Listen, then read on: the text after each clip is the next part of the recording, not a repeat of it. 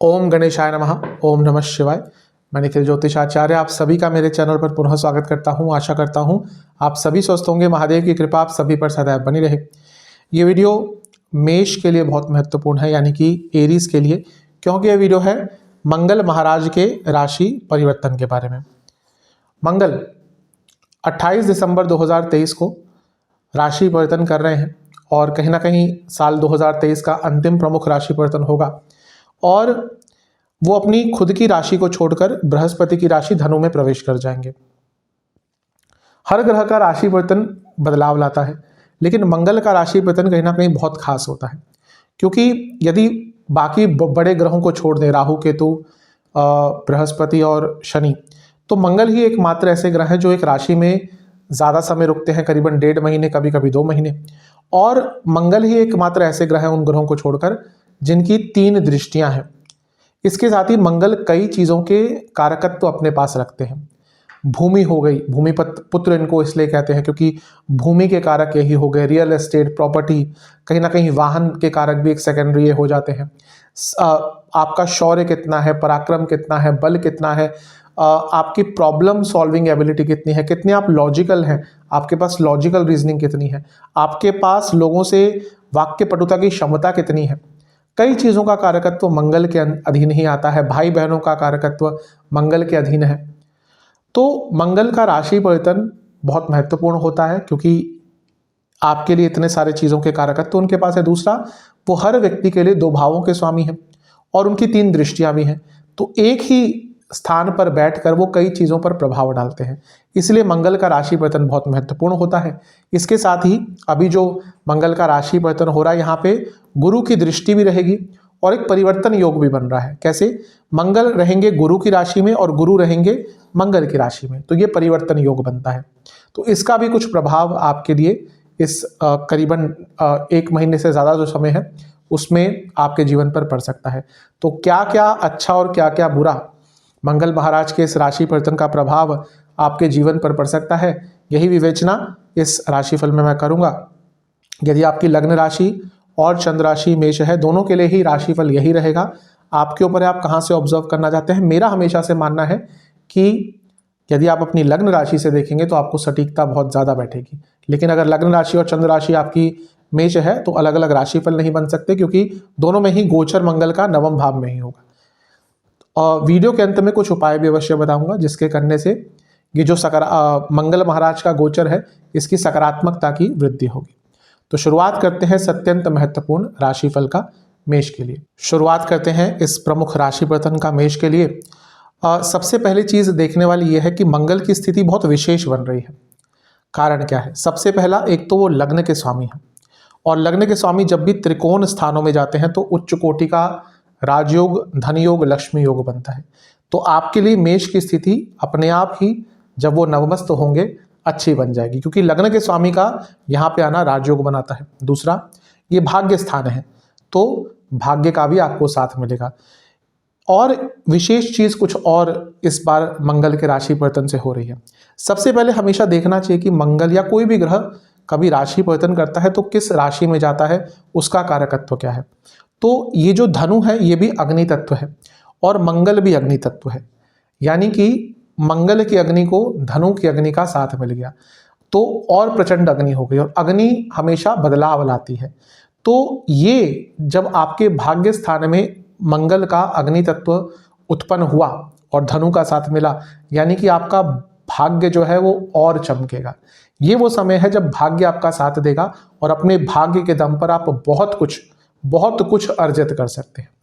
इसके साथ एक और विशेष चीज है, हमेशा ग्रहों की ना चाल या जो गोचर हम कहते हैं वो तो महीने में, 1.5 महीने में, साल में बदलता है जब वो परिवर्तन करते हैं, लेकिन उसके बीच में भी ग्रहों की चाल बहुत बदलती है। जैसे आप जानते होंगे कभी कोई ग्रह वक्री हो जाता है, कोई गिर जाता है, कोई मार्गी होता है। ये तो 1, 2, 3 आपने सुनी होगी चीजें, लेकिन और भी ग्रहों की बहुत चाल होती है। जैसे चारी, अतिचारी, कभी कभी ग्रह स्थिर हो जाता है। तो इस समय जो मंगल की स्पीड है वो अतिचारी, यानी कि बहुत तेज भाग रहे हैं। कारण क्या है कि वो सूर्य के आसपास है और लंबे अरसे तक सूर्य के साथ ही रहेंगे। तो कोई भी ग्रह जब सूर्य के निकट होता है तो अतिचारी होता है और अतिचारी ग्रह कहीं ना कहीं रिजल्ट बहुत तेज देता है।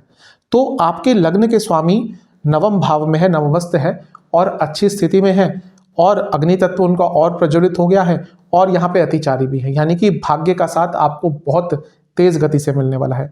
ये एक वो महीना है, करीबन 1 महीने से ज़्यादा का जो समय है, इसलिए देखिए आप जो मंगल का ये राशि परिवर्तन है, इसमें करीबन वो 1 महीने से थोड़ा दिन ज़्यादा ही इस राशि में है, क्योंकि उनकी स्पीड तेज़ है।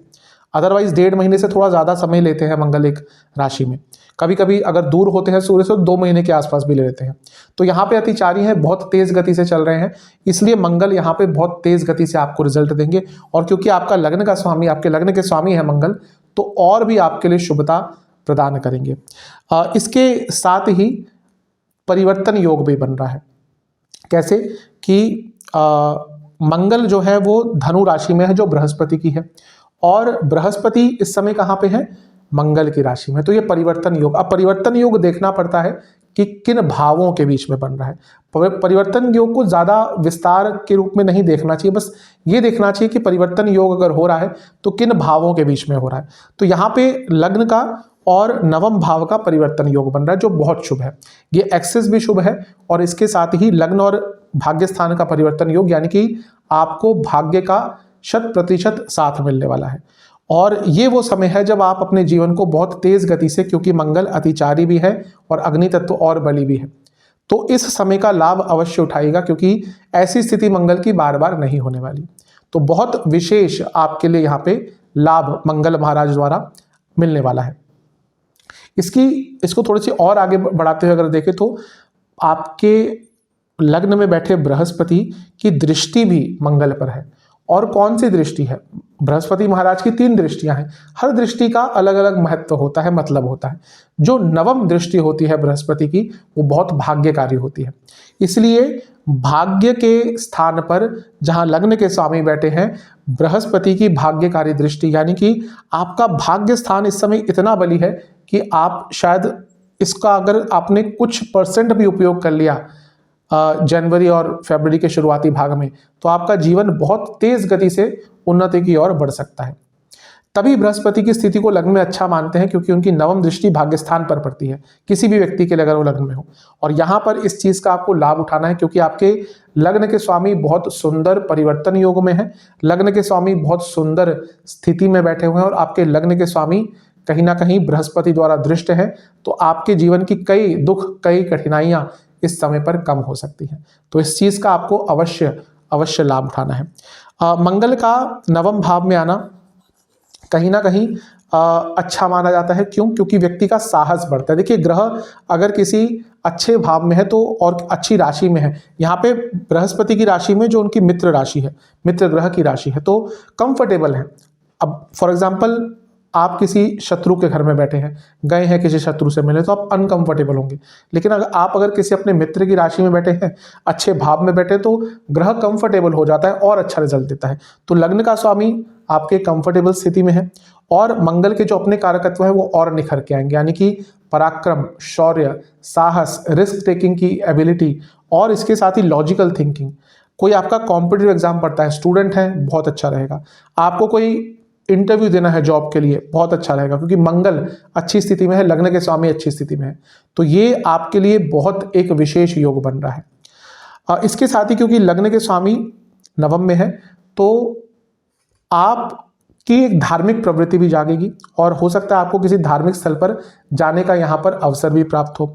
और इसके साथ ही आप अपने परिवार के साथ भी यदि किसी धार्मिक स्थल पर बड़े जाने का बहुत लंबे समय से विचार कर रहे थे, तो आपको यहाँ पे वो अवसर मिल सकता है, क्योंकि मंगल कहीं ना कहीं यहाँ बैठकर अपनी 8वीं दृष्टि से आपके फैमिली के स्थान को भी देखेंगे, उसकी बात करेंगे बाद में। तो पूरी अपने फैमिली के साथ यदि आप किसी तीर्थ स्थल पर जाने का विचार कर रहे थे लंबे अरसे से, ये वो समय है जब आप उसका लाभ उठा सकते हैं। और क्योंकि बृहस्पति 12वें घर के स्वामी है, लग्न में बैठकर लग्न के स्वामी को देख रहे हैं, और ये लंबी दूरी की यात्राओं का है।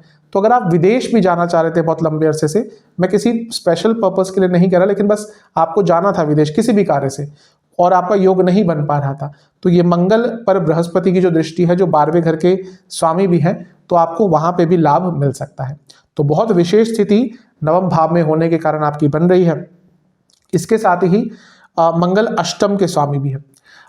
अष्टम के स्वामी का नवम में आना, यानी कि जो स्टूडेंट्स रिसर्च बेस्ड स्टडीज़ करते हैं उनके लिए अच्छा समय होगा। और इसके साथ ही क्योंकि ये जो राशि है स्वयं बृहस्पति की ही है, इसलिए जो लोग रिसर्च बेस्ड कुछ काम करते हैं, इंश्योरेंस का काम करते हैं, या जिनका पीएचडी आदि कोई कोर्स चल रहा है या कोई थीसिस आप कर रहे हैं, स्पेशली जहाँ पे रिसर्च ओरिएंटेशन आ गया, उनके लिए समय कहीं ना कहीं बहुत लाभप्रद होने वाला है। लेकिन कुछ चीज़ों का ध्यान भी देना है। मंगल का नवम भाव में बैठना कहीं ना कहीं पिताजी से वाद विवाद करवा सकता है, तो आपके अपने पिताजी से संबंध बिगड़ सकते हैं। और इसके साथ ही यहाँ पर आपके अपने बॉसेस से भी आर्ग्यूमेंट्स हो सकते हैं, क्योंकि ये भी अग्नि तत्व है, ये भी अग्नि तत्व है और ये बॉसेस का स्थान है, तो आपके अपने बॉसेस से यहाँ पे अचानक से बहुत बड़े वाद विवाद हो सकते हैं, तो उससे बचना है। और पिताजी की सेहत के लिए भी मंगल का नवम भाव में गोचर बहुत अच्छा नहीं होता। शास्त्र कहते हैं कि नवम में मंगल व्यक्ति को राजा से सम्मान दिलवाता है, तो अगर आपकी लंबे समय से प्रमोशन आदि रुक रही थी, तो ये वो समय है जब आप थोड़ा सा ट्राई करेंगे तो आपकी प्रमोशन की बात बन सकती है। लेकिन यहाँ पे जब मंगल आते हैं तो व्यक्ति कभी कभी अपने समय को बर्बाद करता है, क्योंकि वो घूमना बहुत शुरू कर देता है। वैसे भी जो मेष वाले हैं, चर लग्न है, इनको घूमना, एक जगह पे टिक नहीं सकते। आप किसी भी मेष लग्न वाले व्यक्ति को देख लीजिए, वो बहुत लंबे अरसे तक एक जगह पर बैठ ही नहीं सकता। कहीं ना कहीं खैर एज रिलेटेड होता है, अगर एज बहुत ज़्यादा है तो बदलाव आता है, लेकिन early on in the life वो कहीं एक जगह पे टिक के बैठ ही नहीं सकते, क्योंकि चर लग्न है, पहला लग्न है काल पुरुष का, तो उनके अंदर ऊर्जा बहुत होती है।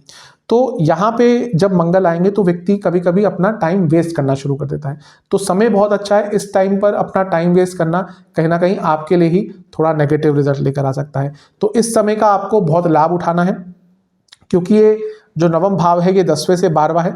यहाँ पर लग्न के स्वामी का आना, यानी कि अगर आप जॉब करते हैं तो अचानक से आपकी जॉब में ट्रांसफर भी आपका हो सकता है, तो इस चीज़ का थोड़ा सा ध्यान रखना। अगर आप चाह रहे हैं ट्रांसफर तो ठीक है, लेकिन अगर कोई आपके बॉसेस आदि से आर्ग्यूमेंट होती है या मैनेजमेंट से कोई प्रॉब्लम होती है, तो अचानक से आपका ट्रांसफर भी किया जा सकता है। और जिसकी दशा अंतर्दशा बहुत ही खराब चल रही है, बहुत ही ज़्यादा, उनकी यहाँ पर जॉब भी जाने की संभावना बन सकती है, क्योंकि मंगल अष्टमेश भी है।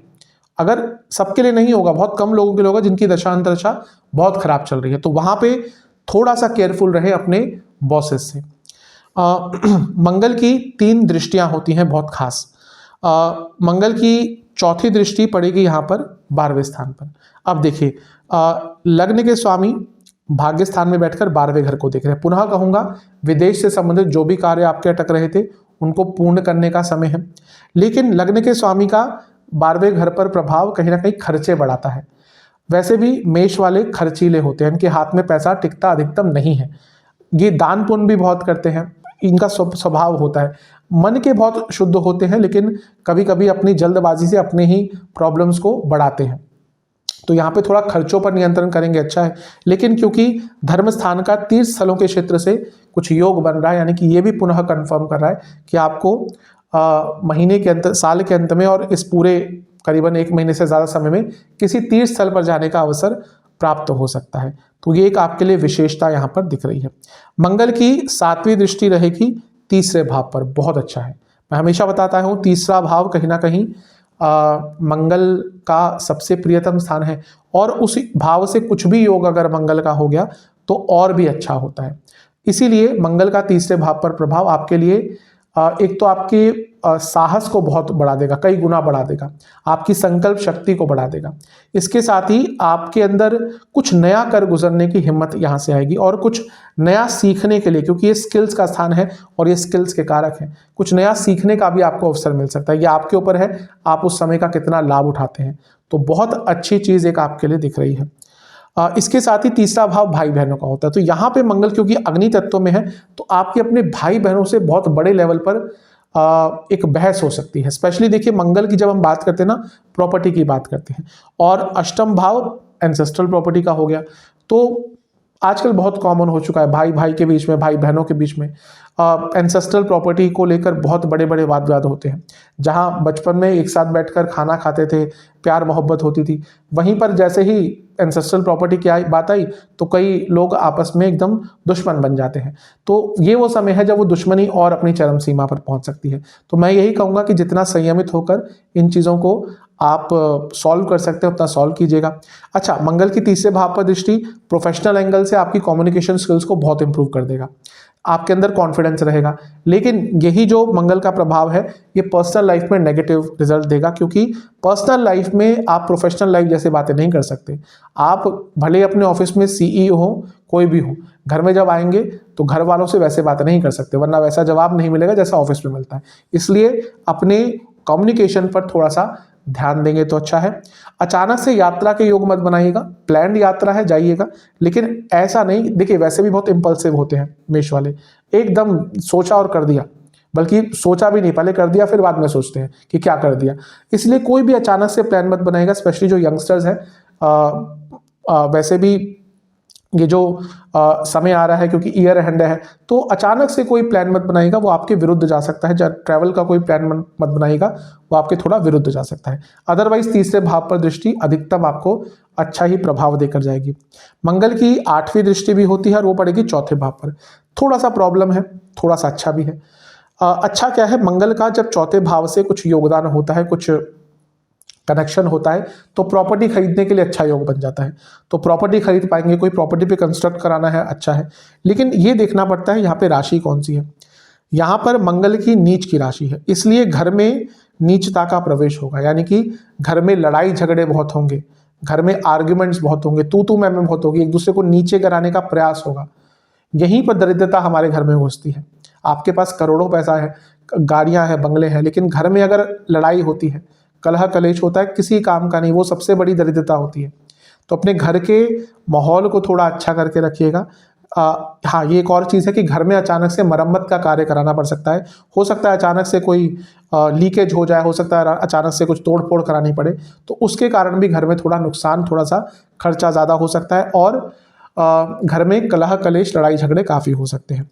अपनी माता जी की सेहत का बहुत ध्यान दीजिएगा, क्योंकि अष्टमेश आपके माता के स्थान को देखेंगे, और देखेंगे कहाँ से, चौथे भाव से छठे में बैठकर, यानी कि माता जी की तबीयत अचानक से बिगड़ सकती है।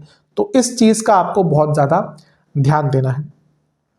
जहाँ तक मैरिड लाइफ की बात है, थोड़ी सी तू मैं बढ़ेगी, आर्ग्यूमेंट्स बढ़ेंगे, लेकिन क्योंकि मंगल इससे पहले आपके अष्टम में थे और मंगल दोष बनाकर बैठे थे, वो जो बहुत ज़्यादा प्रॉब्लम्स आ रही थी उसमें काफ़ी कमी आएगी। जहाँ तक रिलेशनशिप की बात है, क्योंकि पंचम से पंचम में है मंगल, तो कहीं ना कहीं आकर्षण हो सकता है, और अगर किसी व्यक्ति से ऑलरेडी बातचीत चल रही थी तो उनके साथ चीज़ें आगे भी बढ़ सकती हैं। बिजनेस में कहीं ना कहीं मंगल का प्रभाव बहुत अच्छा रहेगा, क्योंकि मंगल सप्तम से दूसरे भाव के स्वामी हैं, यानी कि सप्तम की वृद्धि, और वो धन भाग्य स्थान में बैठे, यानी कि बिजनेस में आगे बढ़ने के लिए सबसे अच्छा योग है। तो ओवरऑल मंगल आपको बहुत अच्छे प्रकार के रिजल्ट दे रहे हैं, कुछ नेगेटिव भी दे रहे हैं, उनकी हमने बात करी है। सेहत के हिसाब से जोड़ों का दर्द बहुत रहेगा, स्लीप डिसऑर्डर्स बहुत रहेंगे, गले के रोग बहुत तंग करेंगे, जिनको थायराइड की प्रॉब्लम है बहुत दिक्कत होगी, बीपी की प्रॉब्लम जिनको है दिक्कत बढ़ेगी, और अगर आपको हृदय संबंधित कुछ भी है, कोई भी छोटी मोटी भी प्रॉब्लम है, बहुत ध्यान दीजिएगा। ये जो समय है कहीं ना कहीं आपके लिए थोड़ा कष्टकारी अवश्य हो सकता है। मंगल के इस गोचर का और लाभ उठाने के लिए, इसकी सकारात्मकता की वृद्धि के लिए, नकारात्मकता की कमी के लिए एक बहुत विशेष उपाय करना है आपको। जब भी वीडियो देखें उसके अगले दिन ये उपाय कर सकते हैं, या किसी भी मंगलवार को उपाय कर सकते हैं। आपको हनुमान जी के समक्ष बैठकर या मंदिर में जाकर, हनुमान मंदिर जाकर हनुमान जी के सामने आपको 2 तिल के दिए अर्पण करने हैं उनको, और आपको बेसन की किसी भी मिठाई का भोग लगाना है। इसके साथ ही आपको ओम कपीश्वराय नमः मंत्र का 108 बार जाप करना है।